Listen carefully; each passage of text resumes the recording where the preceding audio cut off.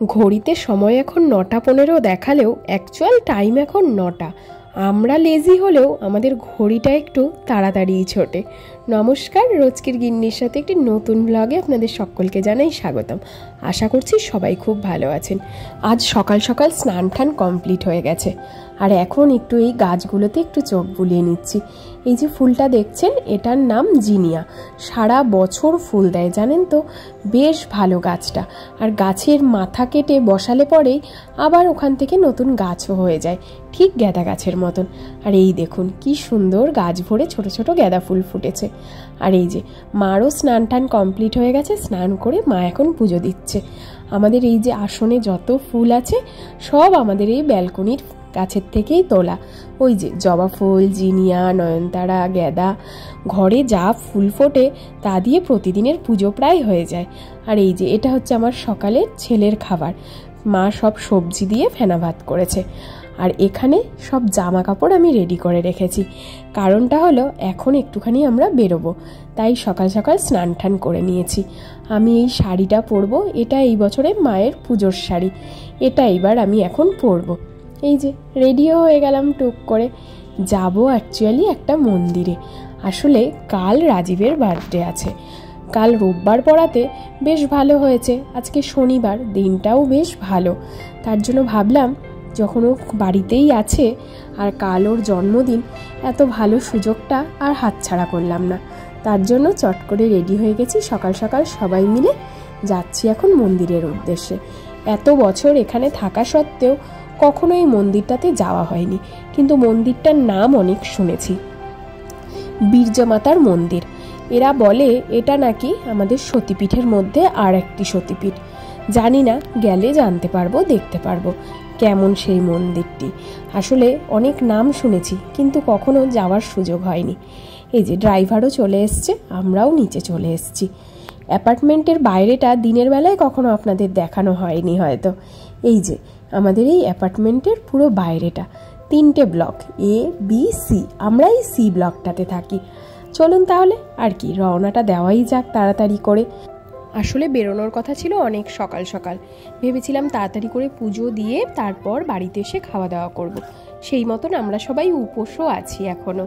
ছেলেকেই শুধু খাইয়ে দিয়েছি, কিন্তু ওই যে ঘরের সমস্ত বাসি কাজ সেরে স্নান টান করে রেডি হয়ে বেরোতে বেরোতে অনেকটাই দেরি হয়ে গেল। শুনেছি মন্দিরটা অনেক তাড়াতাড়ি বন্ধও হয়ে যায়। দুপুরে ওই 12টা সাড়ে 12টার মধ্যেই নাকি মন্দির বন্ধ করে দেয়। তার আগেই যা পুজো দেওয়া দিয়ে নিতে হবে, না হলে আবার সেই বিকেলবেলায় মন্দির খুলবে। দেখা যাক কত তাড়াতাড়ি পৌঁছানো যায়। যদিও আমাদের বাড়ির থেকে খুব একটা বেশি দূর নয়, ওই 40-45 মিনিট মতন টাইম লাগে। আশা করছি টাইমের মধ্যে পৌঁছে যাব।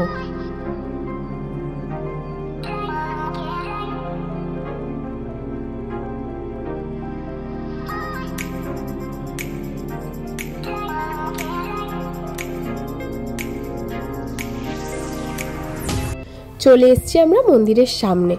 এই যে একদম টাইম মতনই পৌঁছে গেছি, খুব বেশি টাইম লাগেনি। চারিদিকটা দেখুন, একদম শান্ত নিলিবিলি পরিবেশ, আর সেরকম চারপাশটা বেশ পরিষ্কার পরিচ্ছন্ন।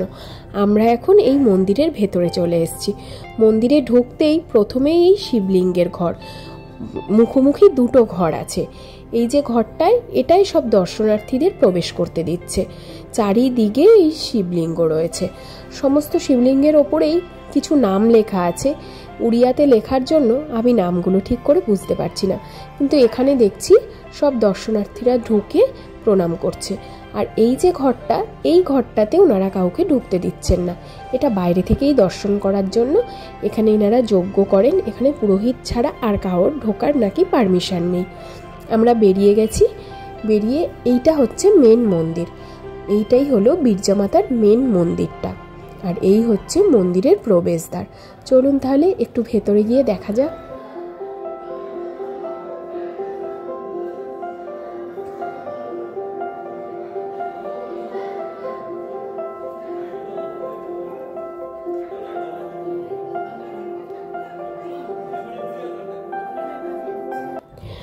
মায়ের মূর্তির সামনে ফোন নিয়ে যাওয়া বারণ, তাই আর আপনাদেরকে মায়ের মূর্তিটি দেখাতে পারলাম না। কিন্তু মূর্তিটি ভীষণ সুন্দর ছিল।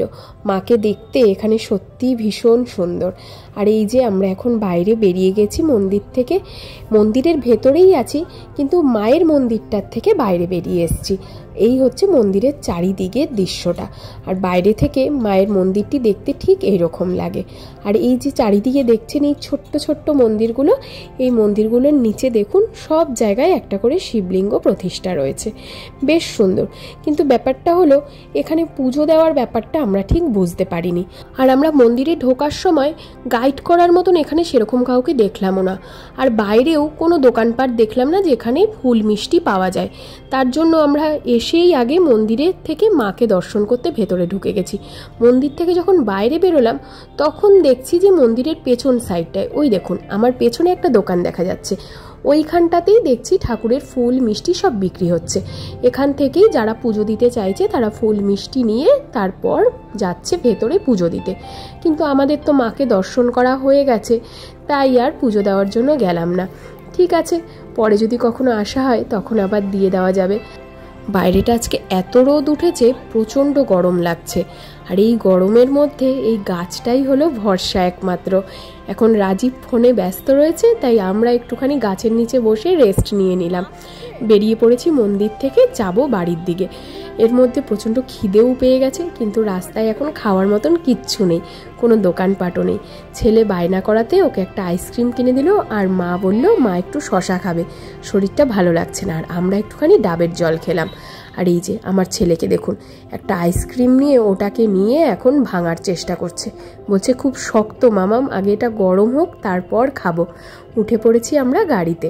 আজকে খুব ইচ্ছে ছিল সবাই মিলে বাইরে লাঞ্চ করার। প্রথমে তো ভেবেছিলাম যে সকাল সকাল এসে মন্দির দর্শন করে তারপর বাড়িতে গিয়ে ফ্রেশ হয়ে বেরোবো। তারপর যেহেতু লেট হয়ে গেছে বেরোতে, তাই ভাবলাম যে থাক তাহলে একবারে এখান থেকে পুজো টুজো দিয়ে নিয়েই কোথাও একটা গিয়ে লাঞ্চ করে নেব। কিন্তু মন্দির থেকে বেরিয়েই গাড়িতে উঠে আমার এত শরীর খারাপ লাগছিল যে আমার আর সম্ভব ছিল না কোথাও যাওয়ার। তাই বললাম তোমরা আগে বাড়ি চলো, আমি আগে একটু রেস্ট নিই, চোখে মুখে জল দিই, জামা কাপড় ছাড়ি, অন্য জামা কাপড় পরে তারপর বেরোবো। সেই মতন এখন যাচ্ছি বাড়িতে।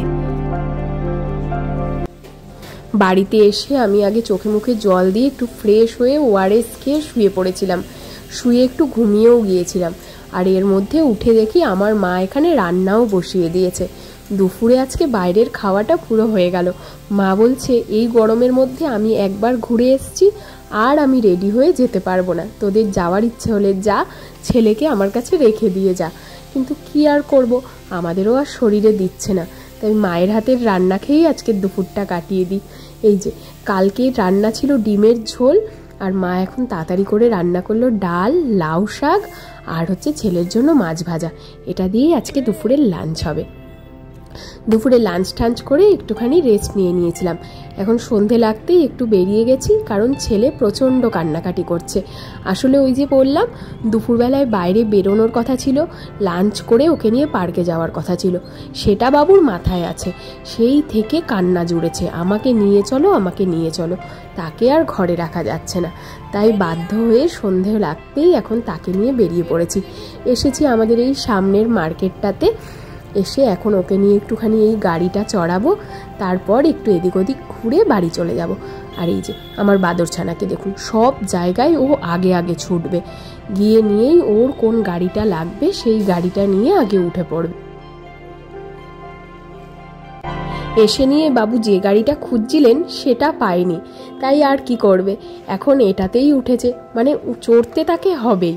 আসলে আগে এই গাড়িটা খুব পছন্দ করলেও ওর বাড়িতে যেহেতু এরকম টাইপসেরই একটা ছোট কার আছে, তাই এটা চড়ার জন্য খুব একটা বায়না করে না। এখানে একটা নতুন কার এসছিল, স্কেটিং স্কুটার এরকম কিছু ওরা বলেছিল, ওই গাড়িটা উনি চড়তে ভীষণ পছন্দ করছিলেন। কিন্তু এখানে এসে উনি আগে ওটারই খোঁজ করেছেন, সেটা খারাপ হয়ে যাওয়াতে এর জন্য এখন ওটাই চড়ছে। আর কি করবে, মনটা খারাপ হয়ে গেছে, ওটা চড়তে পারেনি।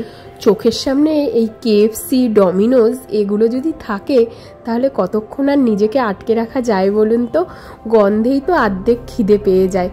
আমারও হয়েছে সেই অবস্থা, এতক্ষণ ধরে দাঁড়িয়ে দাঁড়িয়ে খিদেটা পেয়ে গেছে।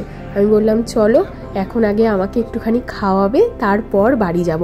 সেই মতন এসে বসেছি, কিন্তু ওই যে আমার বাদরছানাকে দেখুন, কোথাও এসেই নিস্তার নেই, যেখানে আসছে সেখানেই বান্দরামো করছে।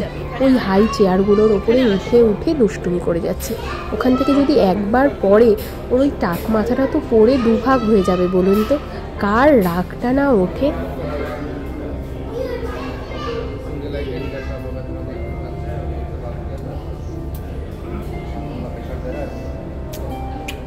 এই যে চলে এসছে আমাদের খাবার। আমরা এখানে ওই বিগ বাকেট কম্বোটাই অর্ডার করেছিলাম। এখানে দেখলাম মোটামুটি 4-5 রকমের ওদের ওই ক্রিস্পি চিকেনের আইটেমগুলো রয়েছে, আর তার সাথে এই কোল্ড ড্রিঙ্কস রয়েছে 3টে। কিন্তু আমরা এতটা খেতে পারবো না, যতটা পারবো খাবো, বাকিটা পার্সেল করে বাড়িতে নিয়ে যাব। খাওয়া দাওয়া কমপ্লিট করে আমরা বেরিয়ে গেছি। এখন এই সামনে একটুখানি যাব একটা শপিং মলে, V2-তে। ওখানে একটুখানি রাজীবের জন্য একটু গেঞ্জি বা কিছু একটু দেখার আছে। যেহেতু কালকে বার্থডে, একটু নতুন কিছু তো পরতে হবে, তার জন্য মায়ের তরফ থেকে ওকে দেবে বলে মা বললো একবারে কিনে নিয়ে আসবি। এই যে চলেও এসছি এখানে। এখন উনি গেঞ্জি ঠেঞ্জি দেখে কিছু পছন্দ হলো না, বললো হালকা পাতলা দেখে একটু সোয়েটার নিয়ে নিই, এদিক ওদিক যেতে গেলে লাগবে হালকা হালকা সোয়েটারগুলো। খুব একটা ঠান্ডা তো এখানে পড়ে না, এই হালকা সোয়েটারগুলো বেশ ভালো হয়, গেঞ্জির বদলে এগুলো পরলেই কাজ হয়ে যায়। তা 2-3টে দেখার পরে এটারই একটা কালার দেখলাম, ওর ওই হোয়াইটটা যেটা পড়েছে সেটাই পছন্দ হয়েছে, সেটাই উনি নিলেন। আর কিছু ওনার পছন্দ হচ্ছে না, তাই এটাই উনি ফাইনাল করেছেন, এটাই নেবেন। আমার এই সোয়েটারটাও বেশ ভালো লেগেছিল, কিন্তু ও বলল আর নেবে না, ওরই একটাই নেবে। আমি বললাম ঠিক আছে, তাহলে একটু ছেলের জন্য ফুল প্যান্ট আর একটু ফুল হাতা গেঞ্জি নিয়ে তারপর চলে যাব।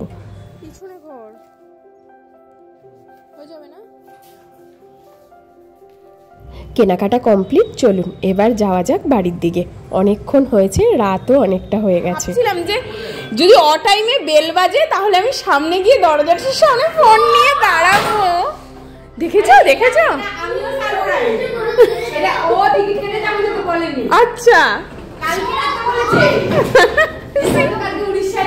সত্যি তোমার বেস্ট সারপ্রাইজ গিফট এটা সবচেয়ে। হ্যাঁ ওর ভাল লাগছে না বার্থডে, আমি বললাম কালকে কি খাওয়া দাওয়া করবে, ধুর কি খাবো না খাবো, আর মাটন নিয়ে এসছে, আবার মাটন নিয়ে এসছে। কি জানি, জানি না তো আমি।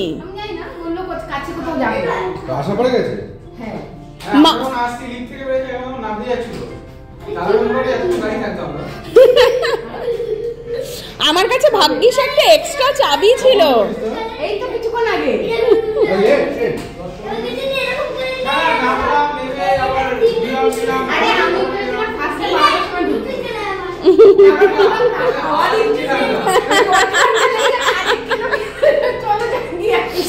দারুণ সারপ্রাইজ গিফট হয়েছে। আমার বহুদিনের এটা ইচ্ছে ছিল যে ওরা আসবে।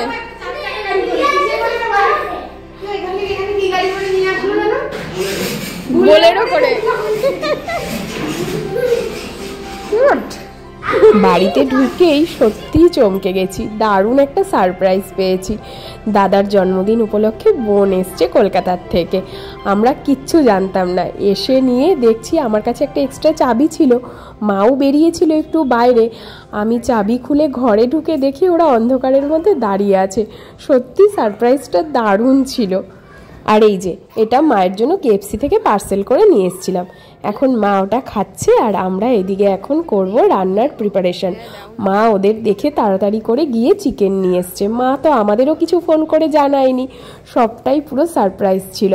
এখন আমাদের রাতের রান্না হবে চিকেন কষা আর লুচি, আর এখানে সবাই মিলে বসেছি গল্প করতে। এটার মতো এই খাবার এসে পড়বি কিন্তু তুই। আর এখানে এরা 2 ভাই কি যে করবে সে আর ভেবে পাচ্ছে না। 2 বাদরছানা এক জায়গায় হয়েছে বলে কথা, তাদের কি আর ধরে রাখা যায়? আর আমার মা এখন এখানে সব কিছু রান্নার জোগাড় যন্ত্র করে এসে ওদের 2 ভাইয়ের চিকেন আলাদা করে রান্না করে নিয়ে বসেছে এখন আমার ছেলেকে খাওয়াতে। তুমি যে বললে বোনকে বুবাইদাকে স্পেশাল চিকেন খাওয়াবে, এমন একটা সারপ্রাইজের জন্য সত্যিই বহুদিন ধরে ওয়েট করছিলাম। শুধু মনে হতো কখন আমি দরজা খুলে এরকম একটা সারপ্রাইজ পাবো। আর আজকে সত্যি সত্যি সেরকম সারপ্রাইজটা আমি পেয়েছি। বার্থডে বয়ের থেকেও আজকে মনে হয় আমার আনন্দটা অনেক বেশি। আর আজকের এই স্পেশাল দিনে যদি একটু স্পেশাল ডিনার না হয় তাহলে মনে হয় দিনটাকে এরকম একটা ফিকে ফিকে রয়ে যায়। তাই এখন আমরা দুজনে মিলে চলে এসেছি রান্না করতে। চিকেনের সব রেডি করাই ছিল, এখনও চিকেনটা ওইদিকে কষিয়ে নেবে আর আমি এদিকে লুচিগুলো ভেজে নেব। আর আমার ননদিনী পেছনে ক্যামেরা ধরে দাঁড়িয়ে আছেন ভিডিও করে দেওয়ার জন্য। তাহলে আর কি, চলুন আজকের ভিডিওটা এখানেই শেষ করি। হাসি মজায় আজকের দিনটা বেশ দারুণ কেটে গেল। আবার আপনাদের সাথে দেখা হবে খুব শিগগিরই নতুন আরেকটি ভিডিও নিয়ে। ততক্ষণ সবাই ভালো থাকবেন, সুস্থ থাকবেন। আর আজকের এই ভিডিওটা যদি ভালো লাগে তাহলে অবশ্যই একটা লাইক আর কমেন্ট করে জানাতে কিন্তু একদম ভুলবেন না। তাহলে আজকের জন্য টাটা।